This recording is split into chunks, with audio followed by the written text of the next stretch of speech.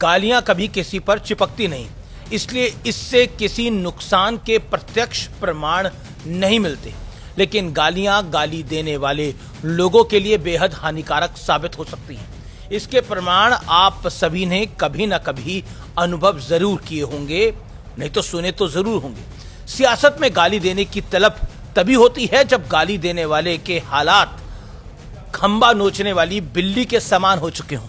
मोदी तेरी कमर खुदेगी, आज नहीं तो कल खुदेगी। मोदी तेरी कमर खुदेगी, आज नहीं तो कल खुदेगी। वोट चोर, गद्दी चोर, वोट चोर, गद्दी चोर।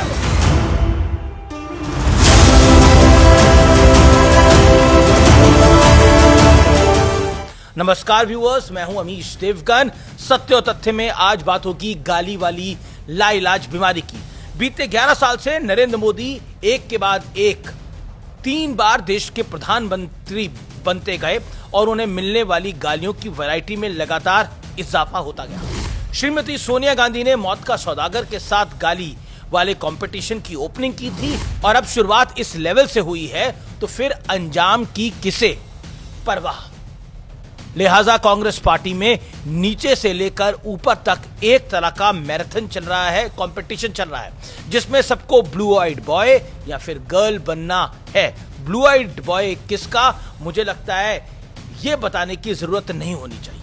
तथ्य बताते हैं कि इस मैराथन के दौरान सफलतापूर्वक 100 से ज्यादा गालियों का आविष्कार किया जा चुका है और इस लिस्ट की सबसे फेवरेट गाली का खिताब मोदी की कब्र खुदेगी वाली गाली को दिया जा सकता है।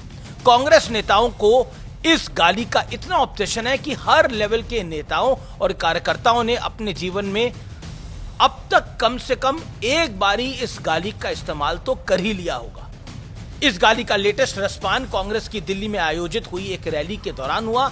इस रैली में शामिल होने आई राजस्थान महिला कांग्रेस की नेत्रियों ने खूब मन लगाकर न सिर्फ मीडिया के कैमरों पर मोदी तेरी कब्र खुदेगी, आज नहीं तो कल खुदेगी ये नारे लगाए, बल्कि बाद में भी डंके की चोट पर स्वीकार किया कि जो कहा अपनी मर्जी से कहा और हम इस गाली पर कायम हैं। यानी मैदान में संविधान बचाने की कस्में खाई जा रही थी और बाहर मोदी को गाली वाला चित्रहार चालू था। सोमवार को केसी वेणुगोपाल और प्रियंका वाड्रा से कांग्रेस कार्यकर्ताओं के गाली वाले टैलेंट के बारे में पूछा तो सुनिए दोनों ने क्या कहा। किसने कहा ये सब, हमें तो मालूम ही नहीं है। हमें मंच पे तो बिल्कुल ऐसा नहीं हुआ। दिस इज टोटली है baseless drama they are created today, biggest successful conduct rally. वैसे उस पार्टी से क्या उम्मीद की जा सकती है जहां बार बार उनके अपने राष्ट्रीय अध्यक्ष के सम्मान पर बनाती हो। दिल्ली में कांग्रेस की रैली के दौरान भी ऐसा ही एक वाकया देखने को मिला। रणदीप सिंह सुरजेवाला ने मल्लिकार्जुन खड़गे का नाम पुकारा और उनसे कार्यकर्ताओं को संबोधित करने को कहा, रैली को संबोधित करने के लिए कहा। खड़गे जी अभी पूरी तरह से उठ भी नहीं पाए थे। ये किस्सा इंटरेस्टिंग है कि राहुल गांधी ने कहा कि पहले मैं आऊंगा, पहले मैं बोलूंगा, और मल्लिकार्जुन खड़गे की मर्जी पूछे बिना रणदीप सुरजेवाला ने यह ऐलान भी कर दिया कि राहुल जी कह रहे हैं पहले वो बोलेंगे। मल्लिकार्जुन खड़गे ने यह घोषणा सुनी और बिना कुछ कहे नीचे बैठ गए चुपचाप। उनके पास शायद ऑप्शन भी नहीं होगा। सोशल मीडिया पर लोग सवाल उठा रहे हैं, जिनके संस्कार ऐसे हों उनसे गालियों की उम्मीद नहीं होगी तो फिर किस चीज की होगी। गाली देने से गाली देने वाले का चरित्र गंदा होता है, गाली खाने वाले का कुछ नहीं बिगड़ता है।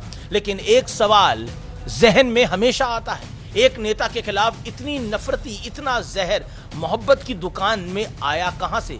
कौन है ये मोहब्बत की दुकान में इस नफरती सामान का सप्लायर? थोड़ा दिमाग पर जोर डालें तो पता चलता है कि ये गालियां इनडायरेक्टली पब्लिक को ही पड़ रही हैं, क्योंकि जनता ही तो है जो मोदी को बार बार हर बार मुख्यमंत्री से लेकर प्रधानमंत्री तक बनाया।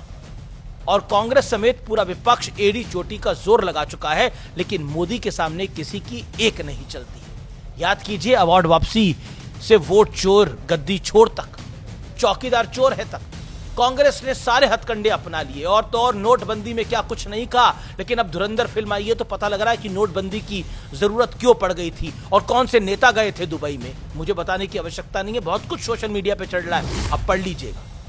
राहुल गांधी कई यात्राएं निकाल चुके हैं। हर बार दावा किया जाता है कि यात्राओं के दौरान उन्हें जनता का अपार समर्थन मिल रहा है, लेकिन जब वोट की बारी आती है तो वही जनता उन्हें बूंद बूंद को भी तरसा देती है। 2019 में तो खुद राहुल गांधी अमेठी से अपनी सीट हार गए थे। यानी पब्लिक विपक्ष को हरा रही है और जो गालियां मोदी को दी जा रही हैं असल में पब्लिक के लिए हैं। लेकिन सवाल है कि अगर हार मिलेगी तो देश के प्रधानमंत्री की क्या मृत्यु कामना शुरू कर दी जाएगी, देश के प्रधानमंत्री को बद्दुआएं दी जाएंगी। मेहनत कीजिए, जाइए अपनी प्लानिंग को रिविजिट कीजिए, अपनी टीम का एनालिसिस कीजिए। हो सकता है कि पार्टी में किसी लंगड़े घोड़े पर दांव लगा रखा हो।